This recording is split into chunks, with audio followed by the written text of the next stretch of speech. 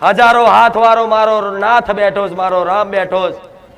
અન્યાય ના થવા દે ગોડાઓ. પણ આ તો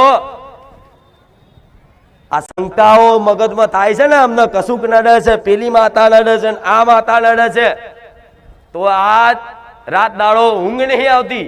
ચિંતા થાય છે, જાત જાતના ઊંઘમાં ભૂત દેખાય, ચુડેલ દેખાય, છાતી પર ચડી બે હે, આ બધું થાય છે ને તમને કે મારી કાલ તો બહુ ખતરનાક સપનું આવ્યું, હું તો બી જ્યો, મારો તો જાણે જીવ જતો રહ્યો હોય માં, એવું થયું.